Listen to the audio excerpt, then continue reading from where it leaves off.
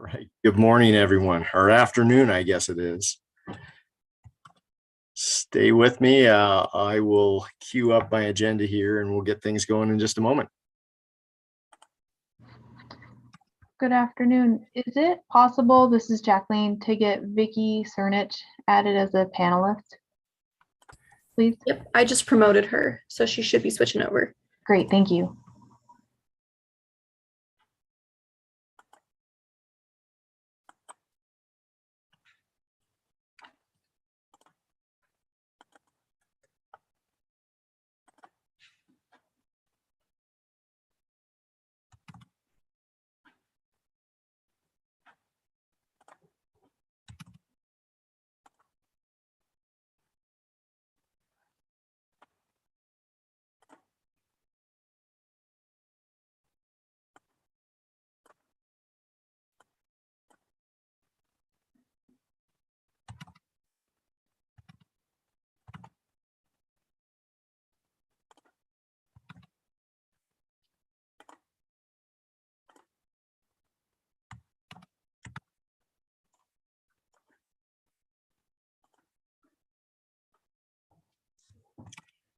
All right. Good afternoon, everyone. Welcome to our Transportation Policy Coordinating Committee meeting of March 15th. Let's go ahead and call this meeting to order. And Bella, are you out there? Could you do roll call for us? Sure can. All right. Mirta Becerra. John Engen. Don MacArthur. Debbie Johnston. Here. Lucia Oliveira. This is Ryan Hammond here for Lucia. Thank you. Josh Slotnick. Josh will not make it today. Thank you. Dave Strohmeyer. I'm here. Bob Vosen.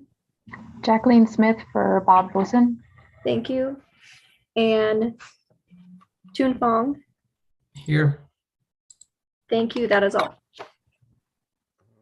Okay. I do not have writing utensil with me that's keeping track of this. Bella, do we have a quorum or not?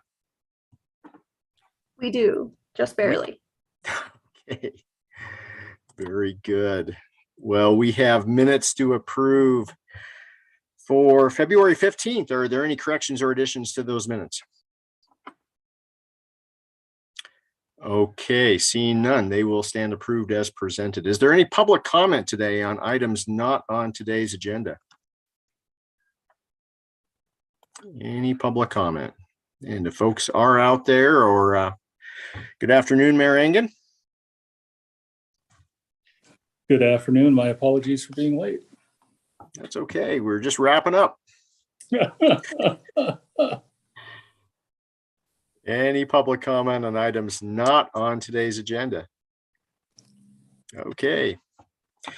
Seeing none, we have several items of new business today, several interesting items of new business, and we will just dive right into them. The first is brought to us by Aaron Wilson. Higgins Avenue Corridor Conceptual Design Alternatives for public review. Aaron.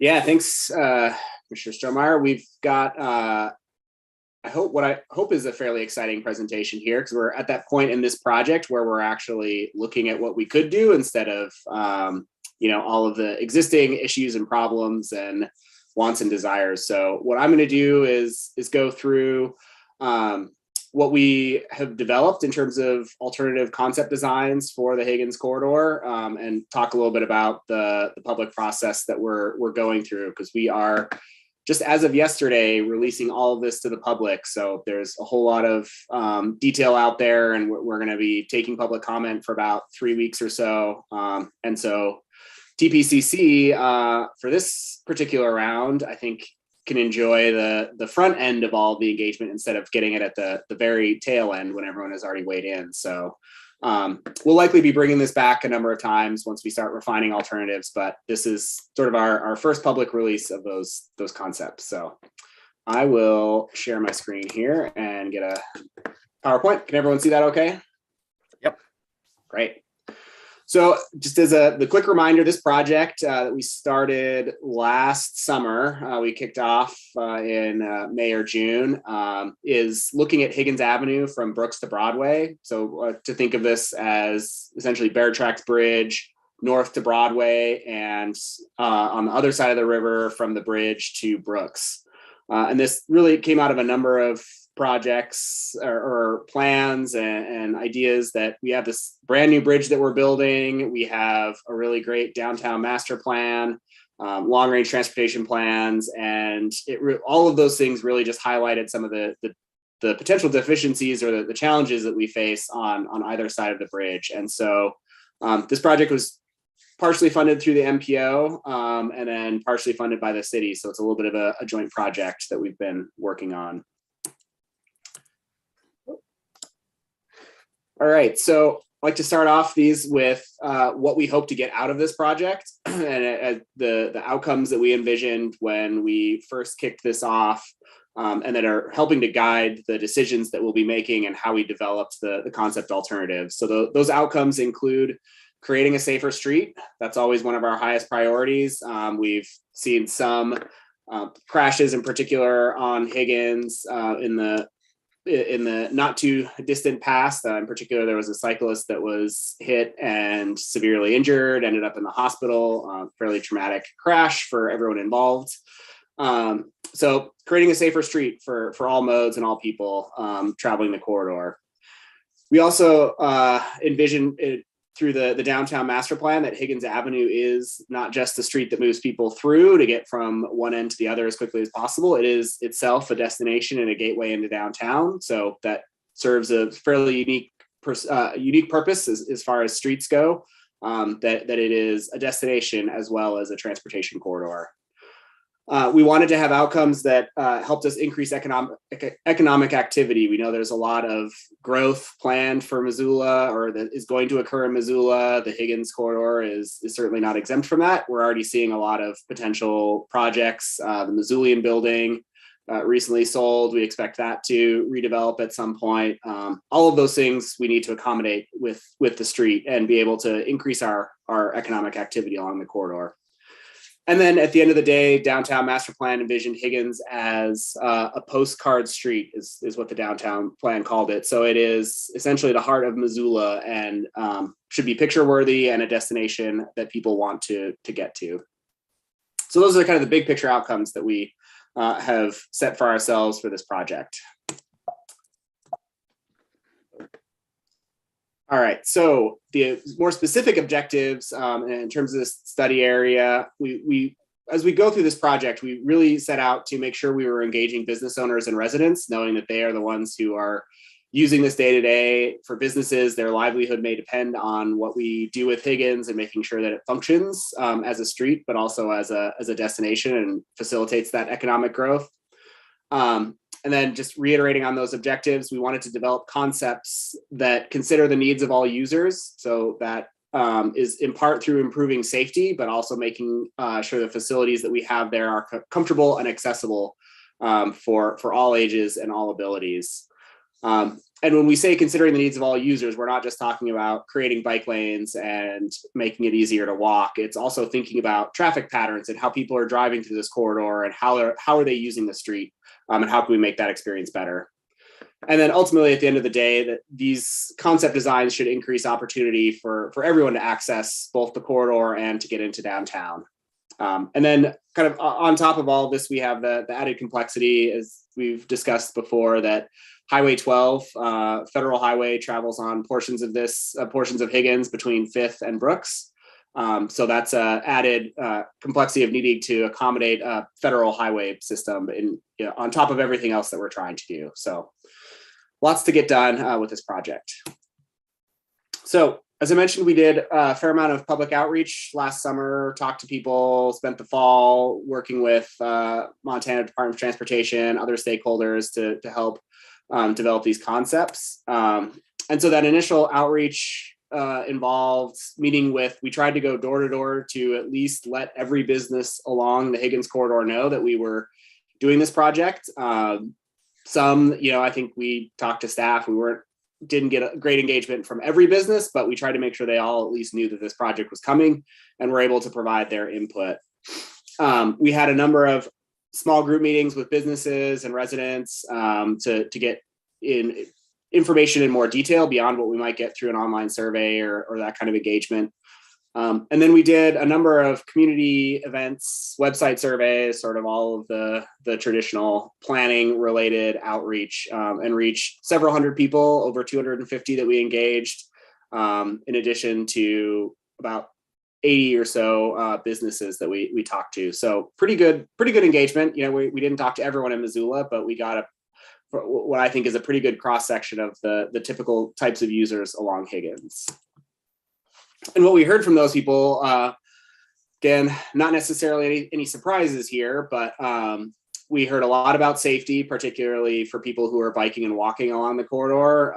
You know, as on the south end of the Bear Tracks Bridge, you know, when the bike lane drops off, people are mixing into traffic. It creates a lot of uncertainty and confusion.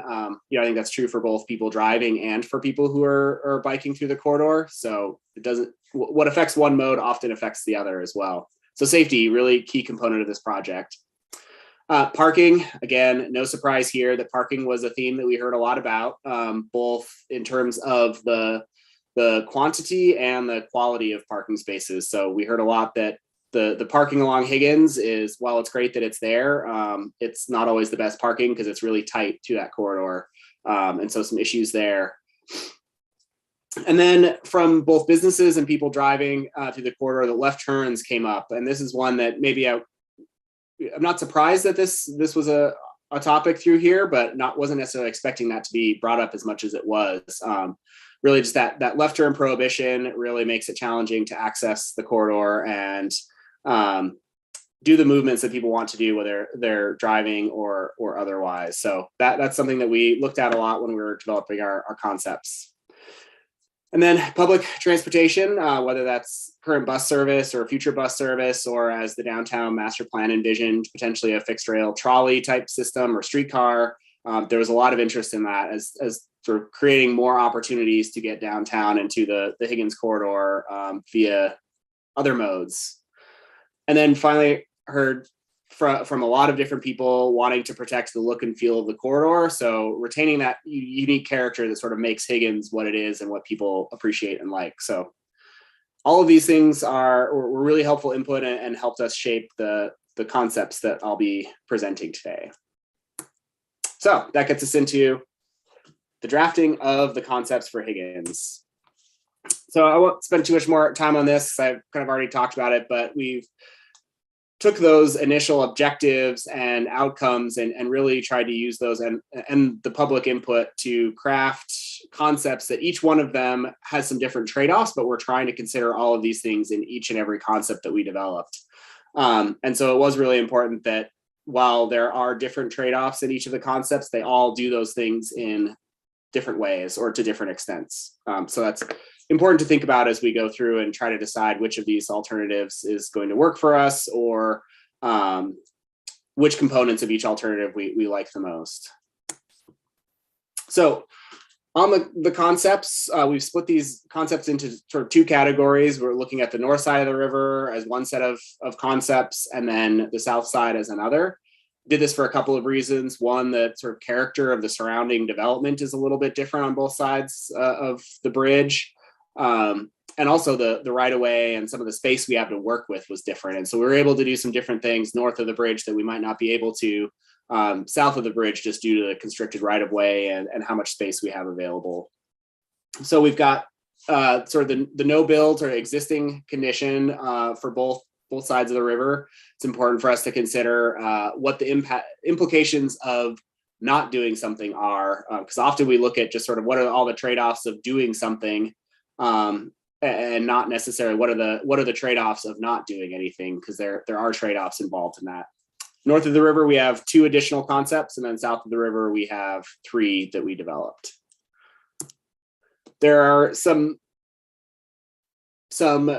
aspects of each of these concepts I want to make sure that we're all on the same page about. And so this is detail that we've included in our online materials. And I think it's important just to make sure when we're talking about these things, we understand sort of what they are and what they mean.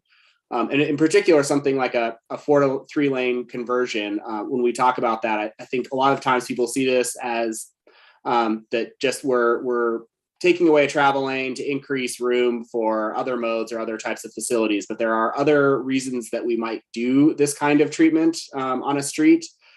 Those include safety benefits, that going from 4 to 3 lanes is a federally recognized safety benefit that you can reduce crashes by as much as 20 or 50% along a corridor.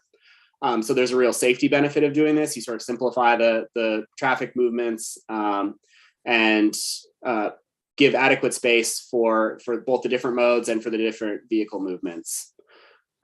There's also a benefit of adding in that dedicated left turn lane, something that we don't have today. And so your ability to move traffic on a 4-lane facility is really, particularly in this corridor, is really reliant on left turn prohibitions. And that's something that we heard a lot, that people want to be able to take those left turns. There's driveways. And so you currently today have people occasionally ignoring the left turn prohibition. That backs traffic up, reduces the flow. You have people that turn left into driveways and they're trying to sort of get through a gap. You have 2 lanes of oncoming traffic. That creates a safety hazard. So there's a lot of reasons to do this. There are some trade-offs. You do get some reduction in vehicular throughput capacity, but it's not as much as you might think because of those conflicting movements, like delay from a left turning,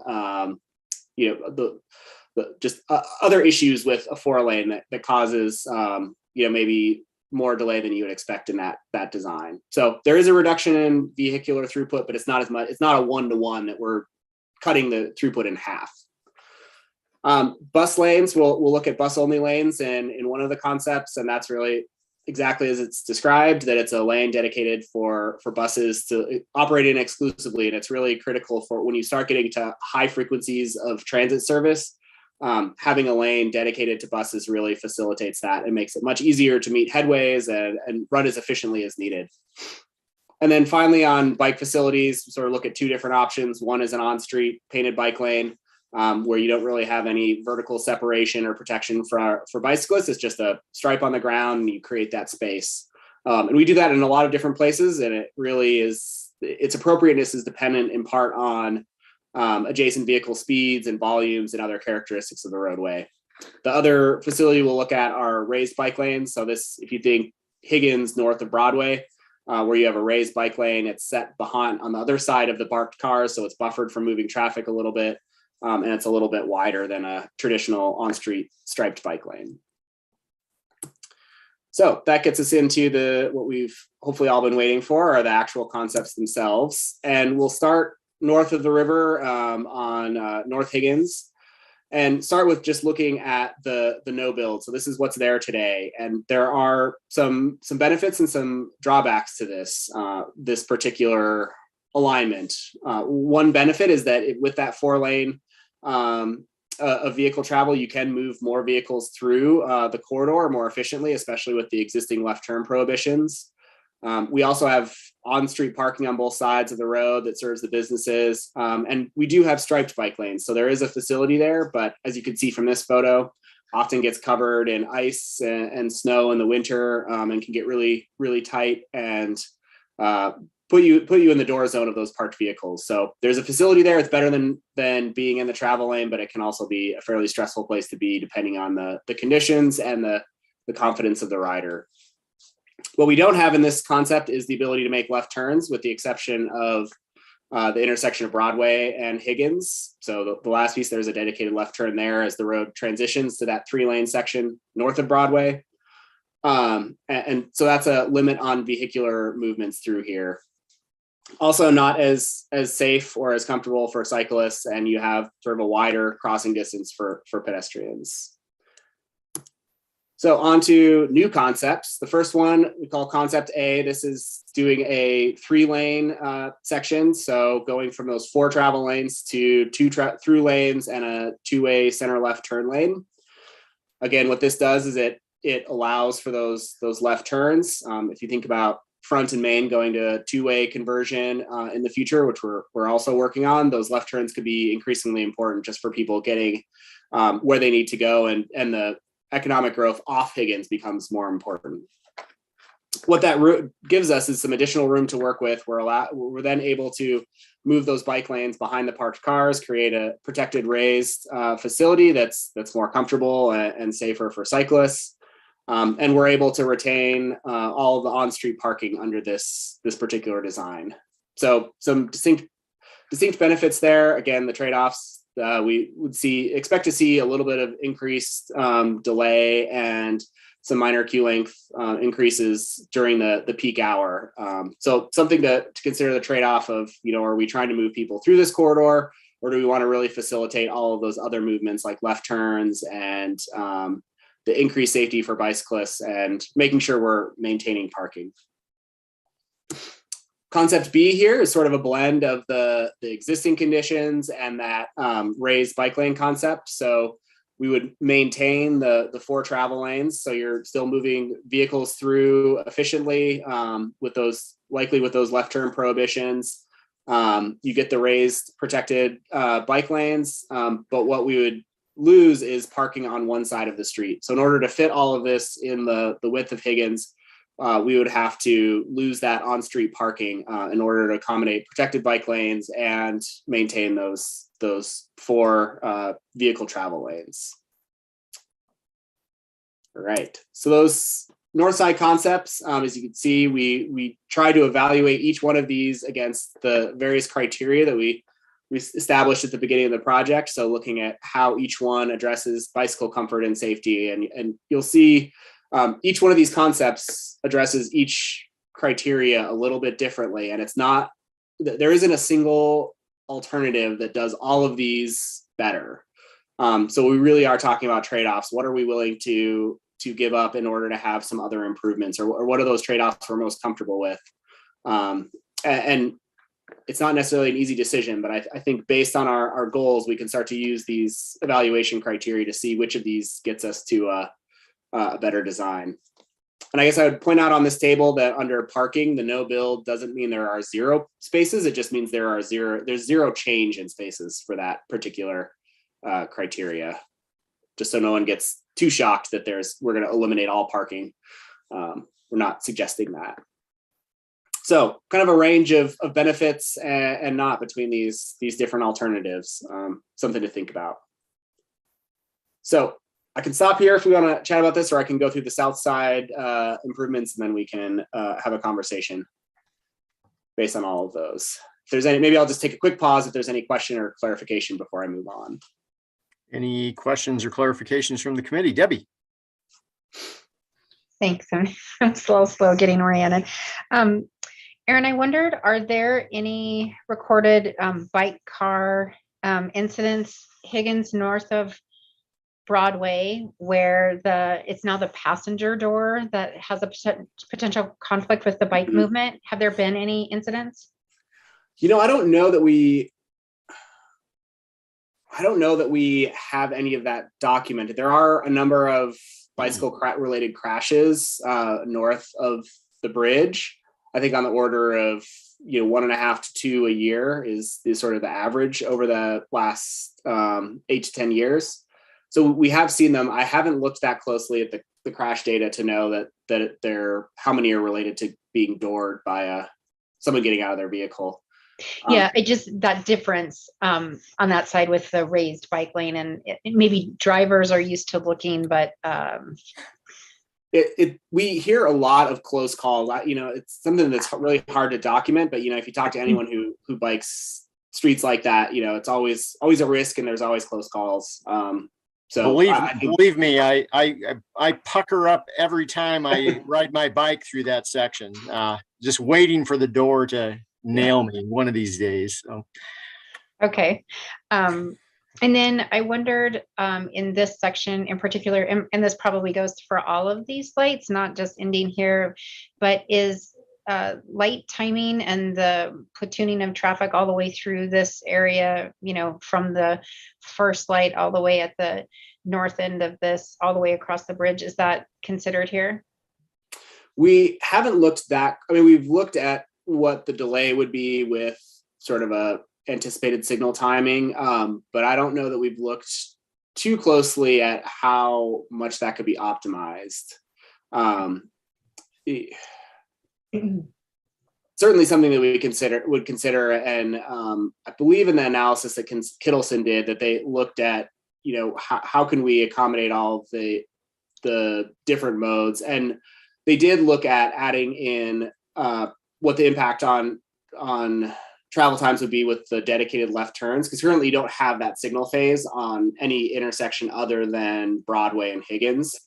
And so that does add in a little bit more delay, but it wasn't substantial. And what the analysis showed was about 30 during the peak hour, so that kind of 4:30 to 5:30 or 5 to 6 time period, you're adding about potentially an extra 30 seconds to a minute for the high growth scenario. So if we assume traffic volumes will increase at a certain rate over the next 10 or 20 years, that at the end of that growth, you would have an additional 30 seconds to a minute of delay on a 3-lane typical section if you go from the 4 to 3. So Okay, thanks. so a lot of additional info that maybe wasn't part of your question, but I wanted to be clear that there is some impact there. Okay, thanks. Thanks, Debbie. Tung Pham? Yeah, hi, Aaron. A couple of parking related questions. One is there other parking being created as part of downtown initiatives in general, so the loss of space would be mitigated somewhere else? And then related to that, is there any data around the impact of the parallel parking on Higgins just in terms of flow and safety? Because one can make the argument that losing spaces would actually help from a safety perspective. Yeah, there's a couple of ways you could look at that. To answer the second part of your question, on-street parking often slows traffic. You get some kind of friction when you have narrow enough travel lanes and parking alongside it, that it's when you have those objects next to people driving, and they tend to slow down. Whereas if you have kind of a wide open roadway, people drive faster. And what we typically see is the faster people are driving, not necessarily the more crashes you have, but the more severe they can be. And so there's, I think, somewhat of a safety benefit of having on-street parking, as long as it's not so tight that it's causing a conflict, like, cars going by clipping mirrors and things like that. So, and then in relation to other initiatives to build parking downtown, I think that there are always going to be those. Certainly, a big component of the downtown master plan was identifying those future locations for parking. We've also been having good conversations and sort of research on another project on our transportation options that would look at ways that we can make our existing parking more efficient. So increase better utilization. There's a whole host of strategies that you can do that, where you facilitate maximum utilization of your parking, and that includes overselling your lease spaces or going to daily leases instead of monthly. All these things that sort of help maximize the use of our existing spaces that can build some capacity. So it's not necessarily building new spaces, but it's using the ones we have more efficiently and allowing more people to park there. Or if somebody bikes 3 days a week, but they have or want to bike 3 days a week, they want to drive they have a month lease, and so maybe they use it 2 days a week, or maybe they feel like they have to use it 5 days because they're paying for it. And if you go to something like a daily lease or other creative ways to open up those spaces, some people will choose other modes on some days, or you can use those spaces when they're not being utilized for other purposes. So a lot of work there. Thanks, Aaron. Yeah. Any other quick questions on north side concepts before we move south of the river? Okay, go ahead, Aaron. All right. So again, start with the current conditions on South Higgins, south of the river. Much like north of the river, we've got the 4 travel lanes existing today. The primary difference here is that there is no bike lane. It's the right of way is narrower, and there isn't room with 4 travel lanes and parking on both sides of the street to get even a striped on-street bike lane. And so that is one of the bigger downsides or trade-offs of this, is that we have travel lanes and parking, but we don't allow for bicycle travel other than in a shared lane. So you can see the sort of wearing sharrow markings on the street here. So you're basically forced to bike in the travel lane if you're traveling through here. The other challenge through this section, which if you've driven it, particularly in the winter or been through here, is that the widths of all of those facilities are really at a minimum. So minimum parking widths, really tight travel lanes. And I think, Toon, to get to your question about on-street parking being safer, this is an area where I think we see that on-street parking potentially creating a hazard because it's so tight to the travel lane that you get, people clipping mirrors or side swipes and leading to those types of crashes. Also don't have left turns allowed through here. There's a number of driveways that creates some issues with vehicles trying to cut across 2 lanes of traffic to get into those driveways, or ignoring the left turn prohibitions, which we see a couple an hour when we did traffic counts of people making the left turn where it's currently prohibited. So some existing conditions that we have today. So our first concept is, again, looking at a 4 to 3 lane conversion, which would give us enough space. Dropping that one vehicle lane allows us enough space to get striped on-street bike lanes. It's not quite enough to get the protected bike lanes that we would get north of the bridge by dropping a vehicle lane, but it does get that dedicated space that would provide a more consistent and safer space for people to bike through this corridor. It also has the benefit of opening up those left turn lanes where they're currently prohibited, at least where you would be allowed to make a left. So this is maybe a bad example of an intersection for left turns headed in the direction that we're viewing, because you have the one-way fifth. So you still have a prohibition there. But certainly coming the other direction, allowing left turns onto Fifth from northbound Higgins. So you increase some circulation ability through here. This concept also maintains all of the on-street parking that currently exists, so we wouldn't be losing any parking through here to get to this design.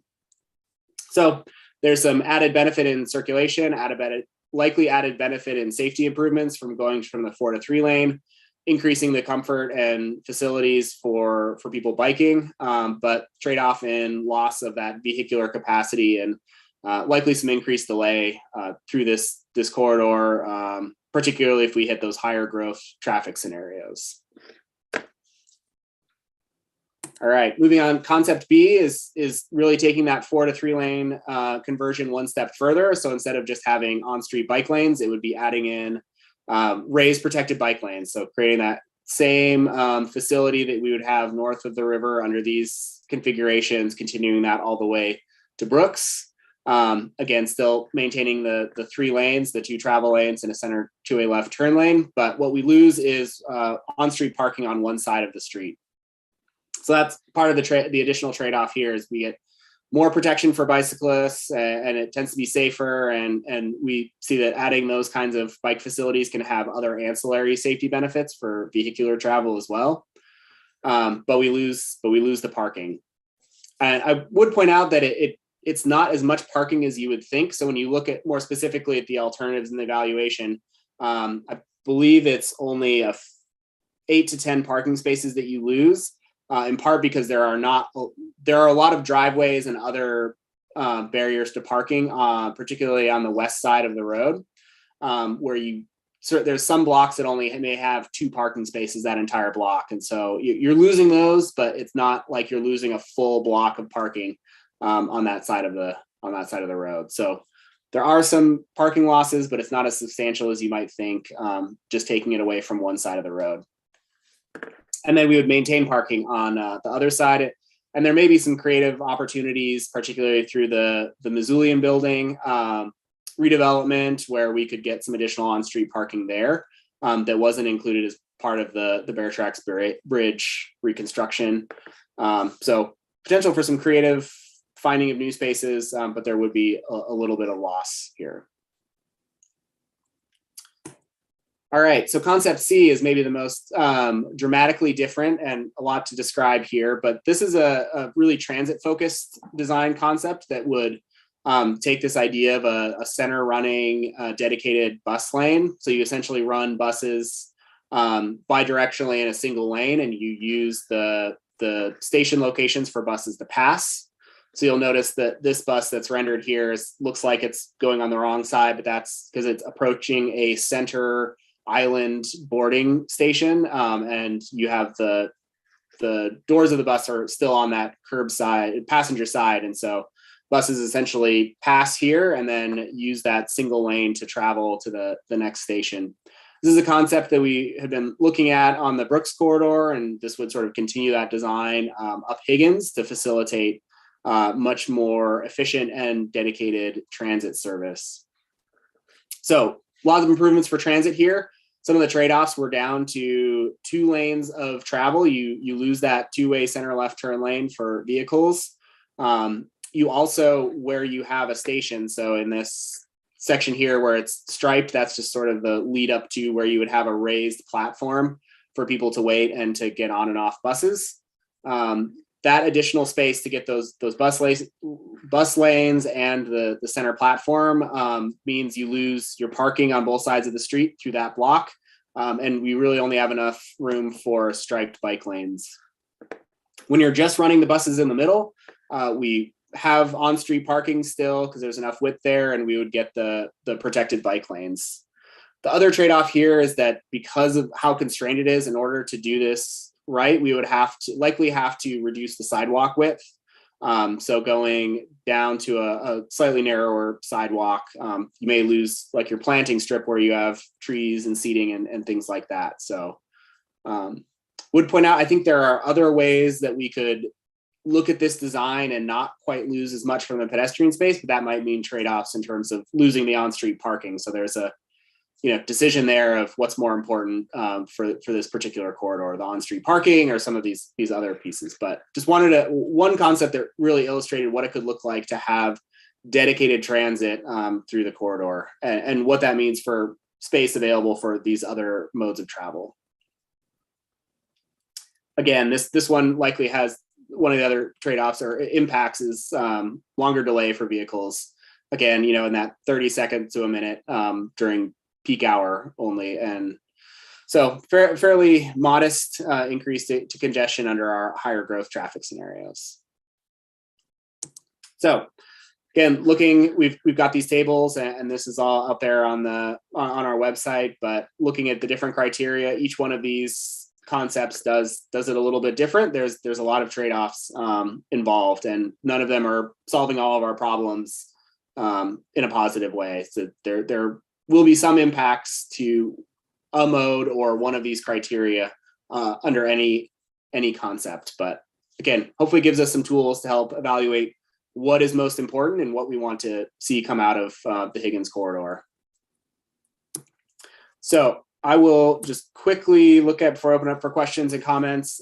We're kind of at the final third of this project. We've done a lot of outreach and analysis and develop these alternatives. So we're kind of here at this stage of doing our public outreach to get feedback on those. We'll take all of that feedback and the analysis that we've done and go to our steering committee and try to land on a preferred concept, or it could be a preferred concept with some tweaks to match what people are really liking from some of these other alternatives. And then by end of summer, we hope to be bringing this back to the MPO and the city for a final adoption of a preferred concept that we can then take forward to figure out how we get it constructed and put on the ground as quickly as possible, or potentially do some demonstration projects. I think there's a whole host of ways that we can move something forward once we're done. So that is what I've got for you today. Thanks, Aaron. That Any was questions? great. Yeah, great presentation. Questions, comments from the committee? Debbie. So Aaron, in the Higgins and Brooks intersection, does concept B, I couldn't tell because that was focused at a different place, but do any of those maintain a slip lane there to make that right-hand turn? Just because that I could see that being a big stacking spot if we only have one lane of traffic. Yeah, we actually have more width in the sort of existing curb to curb today. Like there's no on-street parking there today, and we could certainly retain that. We haven't looked too closely at specific intersections. And I would have to look back at the design, but it's something we've talked a lot about. How do we maintain that Highway 12 capacity, or some of that Highway 12 capacity on 5th and 6th to Brooks? And that's one way that we could do it is look at that last block a little bit differently. And, maybe under this concept, you wouldn't add parking there, or even in concept A, where you've got parking here today, maybe you don't add it up there in the this particular concept. Does that make sense? So you would retain that right turn lane as a through lane. Yeah, the single makes sense because it lines up well for continuation on Higgins, but I just think that there's so much volume that splits there that could really end up with a stacked situation. So you said something in it. The first comment I wrote down was there any consideration to end this at 5th Street so that you didn't have that to end the study at 5th Street, so you didn't have the federal highway interaction in the study, or not? I don't know that we ever considered that. I guess in my mind, having the consistent, part of the benefit of doing this is that you get a really consistent street from one end of Higgins to the other, or at least, from downtown up to Brooks. Where we see challenges is when you have kind of these abrupt changes, or say a bike lane stops at a street, or things change as you go. So there's some benefit to continuing it all the way through, but we have talked a lot about, can we do some things differently from 5th to Brooks to accommodate that Highway 12 traffic Sure. a little bit better. It doesn't really matter. It's like beyond that point now, because you already have it in the study, but it just like wrote that down. So in concept C, I wondered about snow removal, because this year especially, we had a lot of stacked snow in the center of roads for quite a long time. And, what would be the plan? Yeah, that's a good question. I think that's one of the pieces that, one of the trade-offs of this particular concept is that snow removal and maintenance is going to be more challenging. I don't know that I've shown this to our city streets maintenance person yet, but I suspect we'll get a lot of comments about that. Like, where does snow go? And it might mean that it has to get plowed, off street somehow, or you're plowing it into a parking lane or some other location to make that work. So Yeah, it's a challenge that we haven't quite figured out yet, but. And this might be a challenge that's already figured out. And this looks great, and it's great, to visualize this. But what I see is there a better coating solution? Because these coatings for the green bike lanes, they last one winter. And I just see this as a maintenance issue, or a lot of money for coatings if we aren't in a position that we can have this, last more in our conditions. Yeah, the markings for sure, green bike lane, there's different treatments. A lot of the stuff that the paint that only lasts a year is a waterborne paint, and it wears off pretty quickly. And we've been trying to shift to more of a longer, more durable pavement marking in these kinds of situations. So there could be an added, anytime you're adding additional paint, it adds costs to maintenance. But are getting better, I think, at providing a more durable pavement marking that lasts, 6 to 8 or 10 years before you need to go out and replace it. Thanks, Great. Debbie. Thanks. And we'll take just a few more questions. We still have a ton on our agenda, and are down to 45 minutes left here. So Shane, staff. Yeah, thanks for the presentation, Aaron. A couple questions. One, what's the feeling from the businesses that are along the corridor? Yeah, like I said, I think we heard a lot. My sense is that there was less of a concern about vehicular, like maintaining a maximum sort of throughput of vehicles, and more about making sure that people who are on the corridor can get to their business. So making sure there's parking, opening up those left turn prohibitions. I think there's support for getting bike facilities in here. I think there's some caveat to that no one wants to be stuck in congestion all day, but I didn't hear, we want to be able to drive through the corridor as fast as possible that much from the businesses. Yeah, I was just curious. And they're probably going to be impacted the most, right? Like if people opposed to going downtown, that they're the ones impacted. The other question I had was just concept A and B on the south side. Where are you losing your width to lose parking on that west side? Because a 5-foot bike lane is a 5-foot bike lane, and I'm wondering where that is. It just the kind of that extra curb width?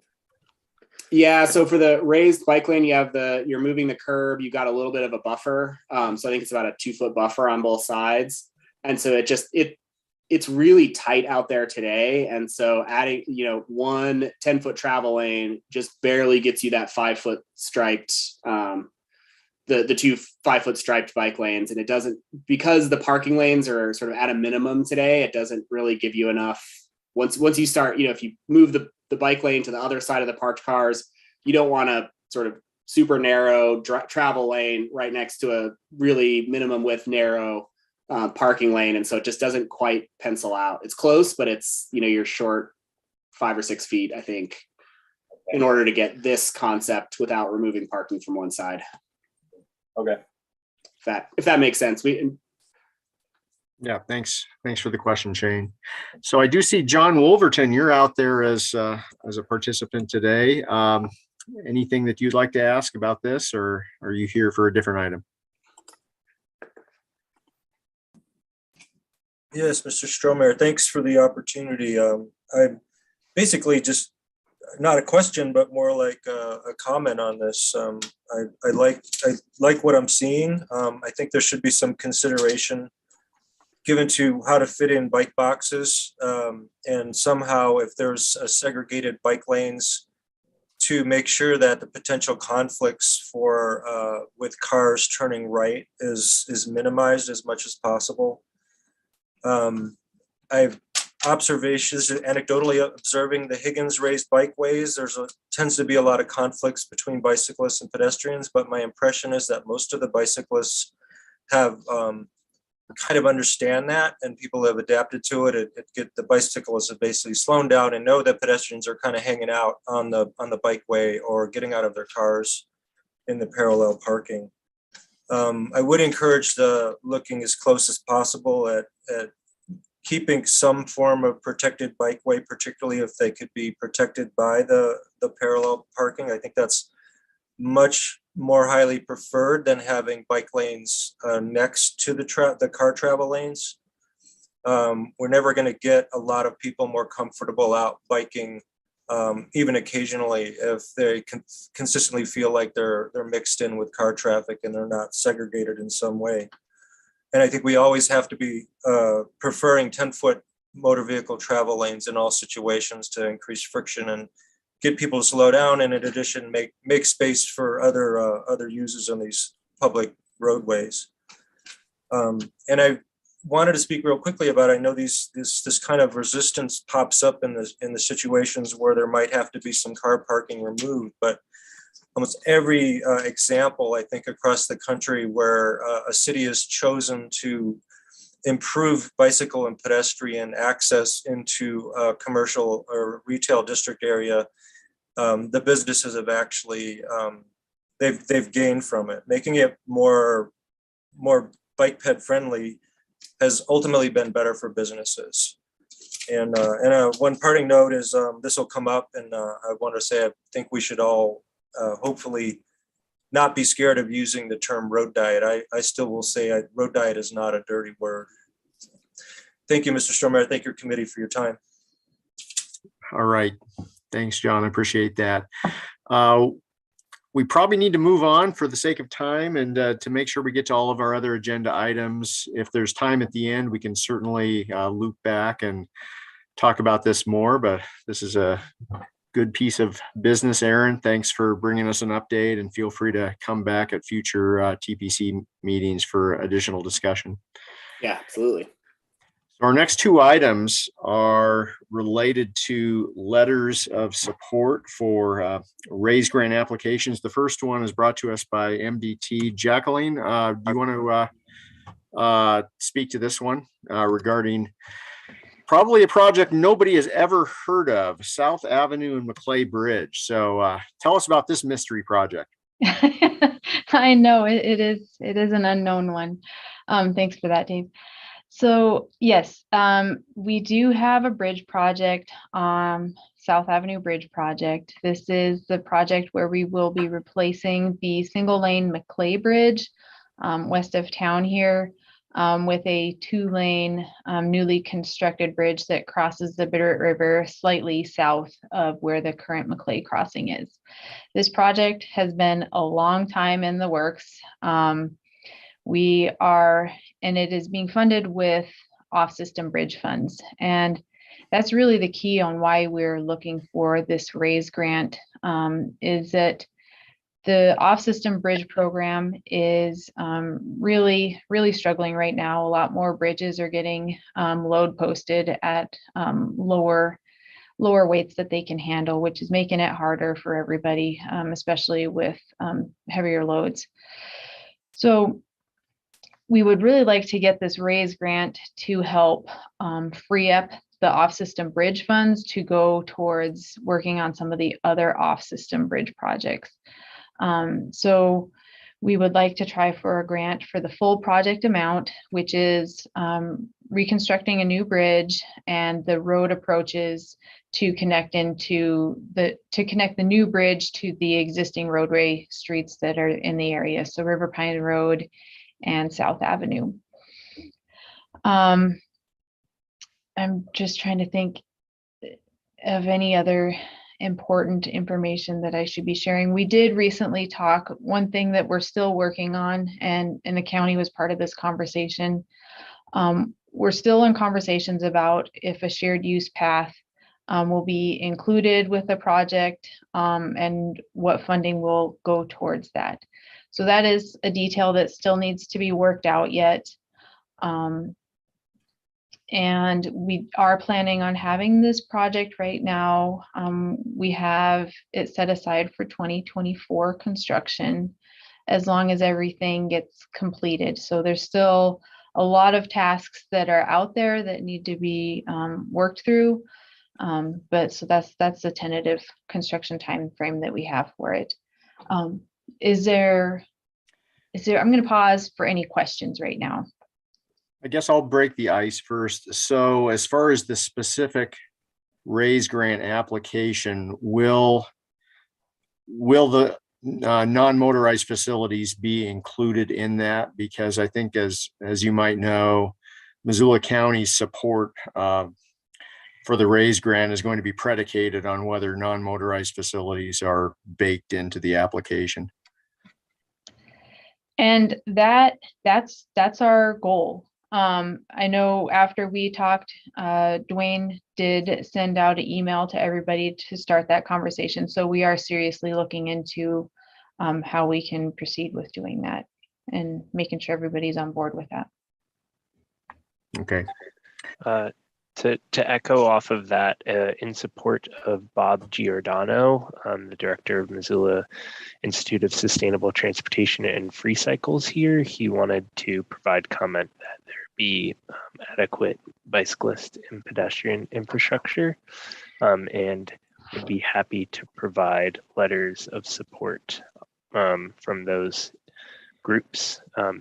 So if you can share a letter of support with me, I'm happy to get that back to you. Yeah, and right now I'm not sharing my screen because I don't have a draft letter to share. That is something that we can put together if you would like a draft that is provided and people can sign, or if you would prefer, and this goes to TPCC and any other interest groups, if you'd prefer to draft your own letter, that would be fine as well. But we are working on a template that can be shared. And our hope is that we can have the path issue resolved and have that in the letter that we share with everybody. Aaron, just procedurally, what's your recommendation, since we don't have any text before us today? How do we move forward? I think my recommendation would be a motion to support providing a letter in support of this RAISE grant. If there are any stipulations, like particularly around shared use path or otherwise, we can add that to the motion. But essentially, the motion would be to authorize us to draft a letter of support and for you to sign as the chair on behalf of TPCC. I think would be the way that I would structure that. Okay, thanks. Additional questions or comments, or if anyone feels so moved, we could entertain motions also. Debbie? Just a quick question. I said I wasn't going to ask any more questions today. But do we have a sense that we're going to have two grants going in for our community, and that they, does that detract at all from one or the other? Well, it's certainly, based on our agenda today, it certainly appears that way, that there will be two applications going in, whether or not it's a zero-sum game such that two in there means one is going to ultimately be detracting from the other. I don't know, but it looks like maybe Mayor Engen has some thoughts on that. Actually, I just had a motion, but I will. I'd be happy to weigh in on the question. I think, I think if TPCC believes that both of these projects have merit, as Dave suggests, I don't think it's a zero-sum game. I think anyone who is reviewing these applications would, I hope, expect that there would be community support in both cases, and I think by supporting both, we give both a leg up rather than give one a leg up over another. That's just my view, but I would, if you're taking motions, I would entertain a motion to have the chair sign a letter of support based on conditions discussed here today. Okay, and I think one of those conditions discussed here today was related to non-motorized facilities on the bridge. Is there a second? Second. Mirta seconds it. Further discussion or comment on the motion? Seeing none, let's go ahead and vote. All in favor, please say aye. Aye. Aye. Any opposed? Okay, thanks, Jacqueline. Please keep us posted, and if you have any specific talking points or whatnot, share those with Aaron, and we'll get a letter drafted and I will sign it. Okay, thank you very much. Thank you. All right, still in the raise grant mode. Charlie, do you want to talk to us about Mullen Build? Yeah, I'm going to go ahead and share my screen. Aaron also has some talking points about this, so feel free to share those when you think they fit in, Aaron. Yeah, maybe while you're pulling a screen, just a little bit of background on this particular raise grant that we're putting forward. So this is building on, well, need to get acronyms in, words right. No pun intended. We're building on the 2019 Mullen Build project. So it would be at the city. This is coming from the city. It would be a city application. As opposed to the county applying for this round. But I think it would still be a partnership between the two, since this project is really spanning both city and county property. And at the city level, Jeremy and I and others really looked at a lot of different priority projects, and we're looking for, because this round of raise funding came so fast, or we should be expecting them, but it always seems like it sneaks up on you. But there weren't a lot of projects that were really ready to go for this level of funding that we felt we could put forward, and if awarded, be successful implementing and delivering the project. And so we looked at a couple of different options of projects that might be close, and this one kind of rose to the top for a number of reasons. One being that there are commitments for the city and the county to get certain aspects of this project done, and so this an additional raise award would help us do that. It fits some of the criteria fairly well in terms of providing, good multimodal transportation facilities. It's in an area of high growth. It's going to help with our housing affordability, a lot of those issues that we can do really good work here, and continue the work that's happening that should be going to construction, I believe, shortly, if it hasn't already. So we landed on this one as something that we could put together fairly easily.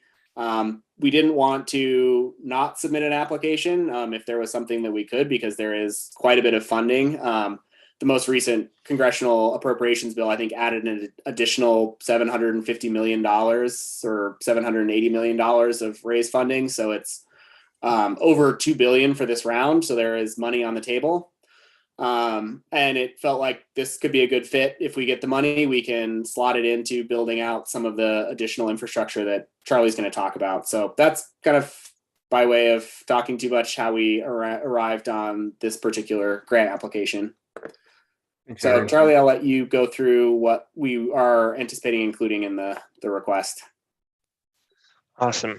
Thank you. Yeah. So 2019, we won $13 million out of the requested $20+ million for the Mullen area build projects. Missing from our budget now are funds to complete bicycle and pedestrian infrastructure in the area. So the first is Mary Jane Boulevard, bike lanes and sidewalks from West Broadway to Mullen Road. So this continual road section. Second missing section is George Elmer Drive, the southern section from Mullen Road to England Boulevard. And then we have a couple of trail sections. So from Flynn Lane to Reserve Street, the trail that is going to connect the existing Mullen Trail on Mullen Road to the east. And then Tipperary Trail section, which is right here. And we also have in consideration the Flynn Lane Trail. I think there's some continued analysis before submittal that's required, having to do with right-of-way restrictions in that area. So we're still in determination if that will be submitted with the application. And I in general, I think, you know, this is important. The project wasn't completely funded. So with this funding, it kind of creates a strong argument to completing the area's multimodal transportation needs. And it's also a great application as we have a lot of those materials ready. And we have just about just under a month until submittal, so we can build off of the materials that we have already put in place. As Aaron is explaining, the project's quite ready for submitting and constructing to completion. Thanks, Charlie. Any questions from folks about this letter of support? Or I'd entertain a motion, and I suspect that Aaron, would this also be authorizing me to sign the letter of support? Yep. Yep. So we would draft it. It'd be very similar to previous letters of support for this project. I think we've submitted 2 or 3 over the years, or maybe more. And we do have a letter of support prepared. The sort of one edit that would be made is around the Flynn Lane inclusion or not. If you all want to look at that. And before a motion is supported, I'd like to share that Bob Giordano at Missoula Institute of Sustainable Transportation and Free Cycles had a comment for this as well. They have collected some input and concerns around the roundabout designs included in the Mullen area in general at several locations. So we'll be sharing that comment that I just received earlier today with the Mullen area build team. Great. Thanks, Charlie. Mayor Ingen, is that a residual hand up from the last motion? We are looking for a motion. Your lips are moving. Happy to make the motion. Okay. Motion to authorize me to sign the letter of support for the RAISE grant application. Is there a second?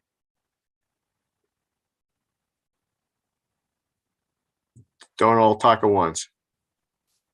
Second. Okay, Merita seconds. Any further discussion or public comment on the motion? Seeing none, all in favor? Aye. Aye. Any Aye. opposed? Okay, that passes. All right, thanks, Aaron. Thanks, Charlie.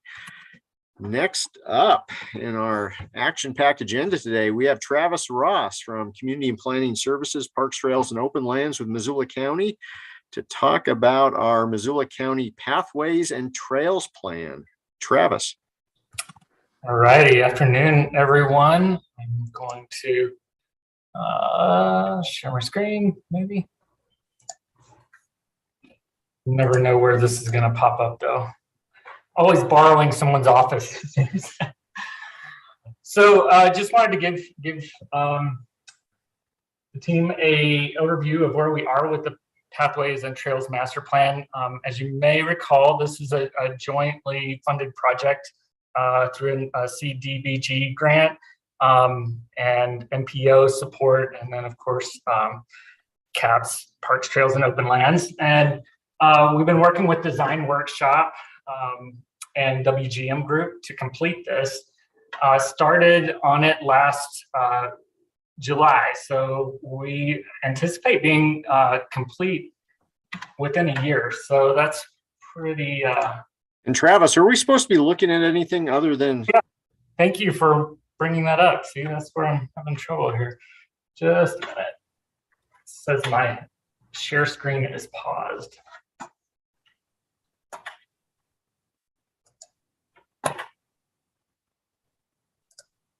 We would never have these problems if we were using Microsoft Teams.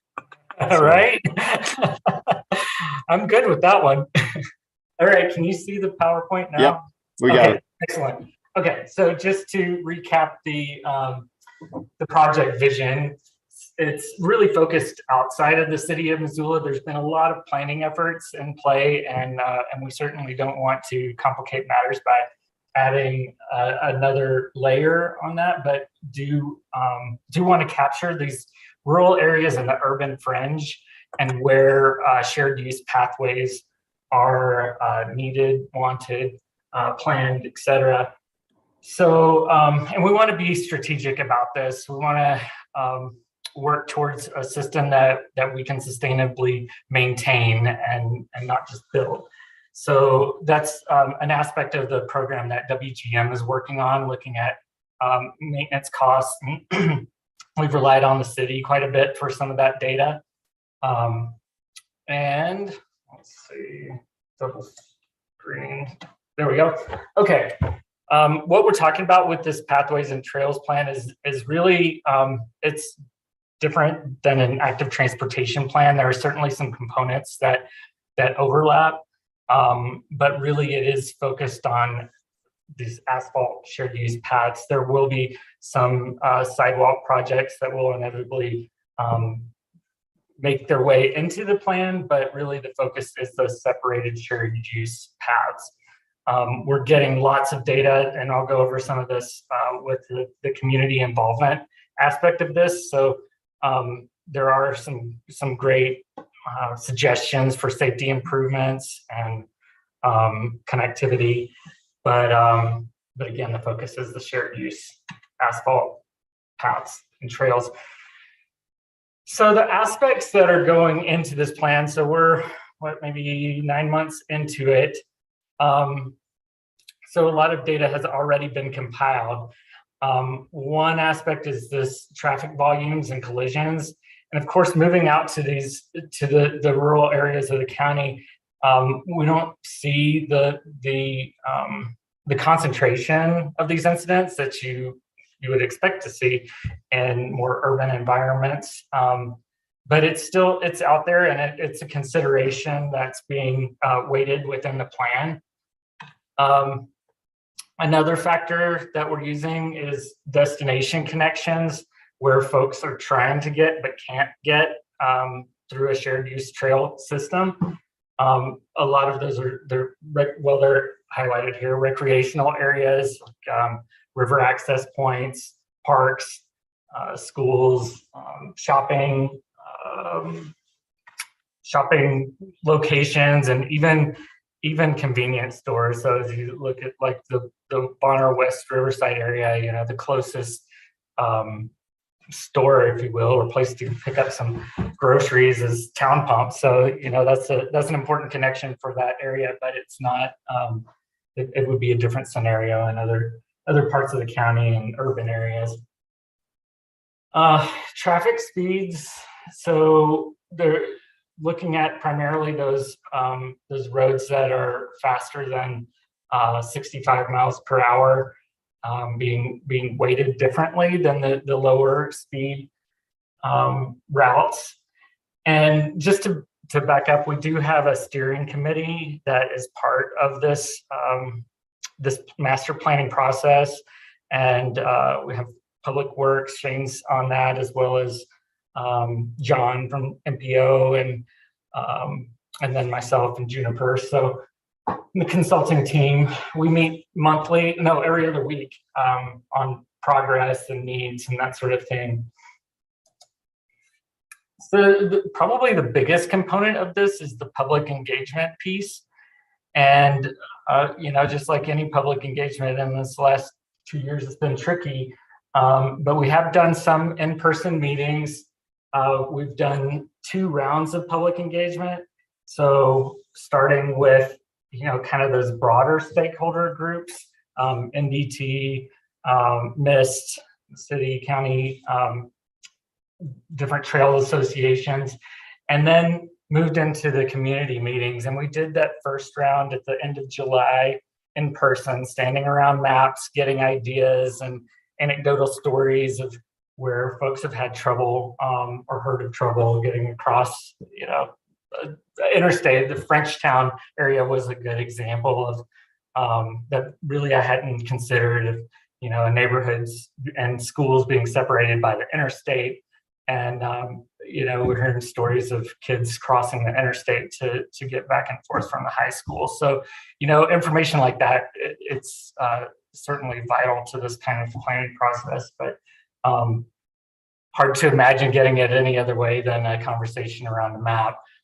So then we had a second round of that to take all of those trail ideas and get them down into an online map, and have people kind of select the projects that they're most interested in and provide comments. So it was an interactive map followed by a questionnaire on what they believe the priorities should be, and creating a plan like that, like this would be safety, connectivity, how folks would like to see those projects weighted. So 445 responses on that aspect, which we thought was pretty good. We were aiming for a balance of representation between city residents and then those that are living outside of the city. And I think we did a fairly good job. It took some individual reaching out to get some more folks involved in the different communities, but we did get representation from nearly everyone. Actually, we got a representation from nearly every community, I should say, in the county. And 55%, I believe it was, were outside of the city of Missoula. So, and biggest participation was in Clinton and Potomac, Reno areas. And again, it's highlighted here in these bullets. We really, through this public engagement process, also wanted to build enthusiasm for the project and what projects may come out of it. We feel like this is good timing, as hopefully infrastructure dollars targeted at trails come down the pike, but also just to build awareness of the project and excitement, and balance that effort with the and attention towards that those rural communities as well.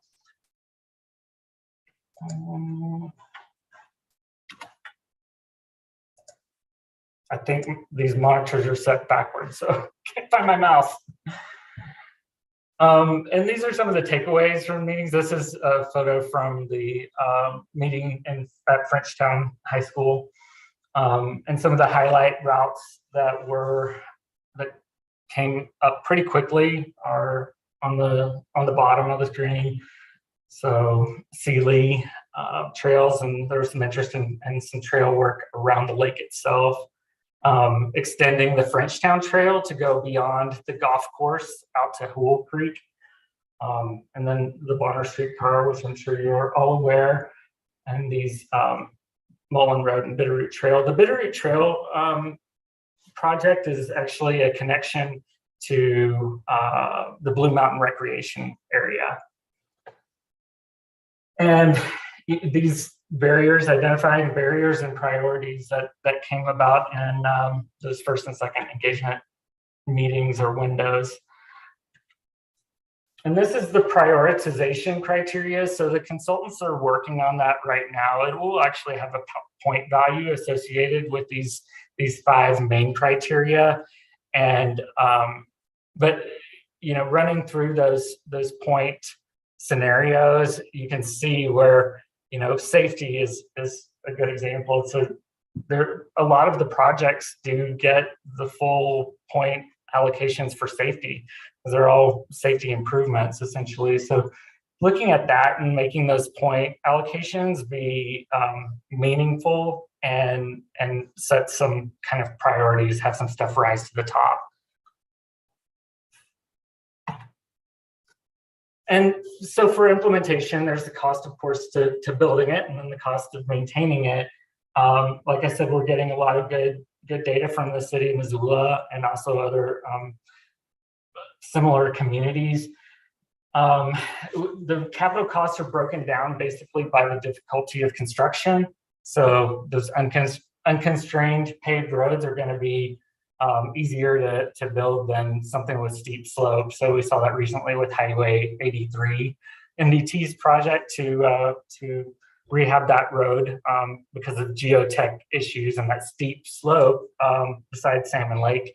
It's hard to get a trail in there. So it can be done, but certainly more expensive. And then looking at our seasonal maintenance needs and year round, and then budgeting for eventual replacement. So this is our timeline going forward. We hope to begin plan adoption the end of May, and so that's a pretty aggressive window. We're hoping to get that 90% draft second week in April and get comments quickly turned around, and we'll have one more round of public engagement and comment on the final plan, and we'll have some time to either respond to comment or incorporate them into the plan. So yeah, we're really excited about this. It kind of helps us get a plan to move forward with, and where to focus energy and attention, and also go into it with eyes wide open in terms of cost and ongoing maintenance. So I think that's about all I have. Yes, it is. All right. Thanks, Travis. Comments or questions from the committee? Or from anyone else who's joining us today?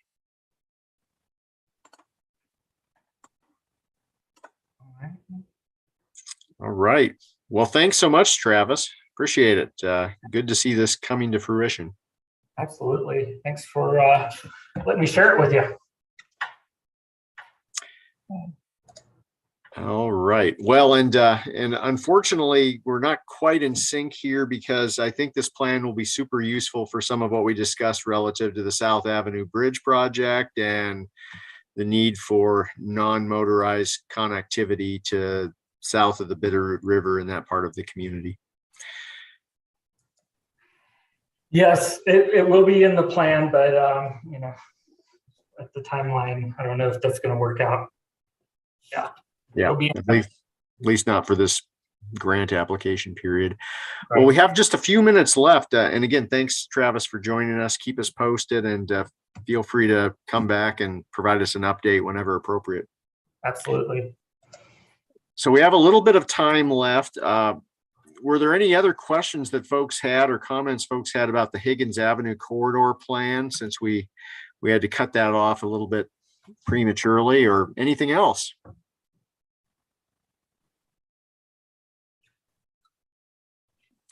Okay, well, Charlie, nothing else? Yeah, you've been channeling Bob Giordano today. Nothing else, Dad. No. Okay. Nope. Okay. And let's see. We have 0 attendees now. I guess Mr. Wolverton left us. Well, I guess if there's nothing else, thanks everyone for joining us. This was a great and lively discussion today, and we will see you back again next month. We'll be adjourned. Thanks, everyone. Thanks, everyone. All right. Goodbye.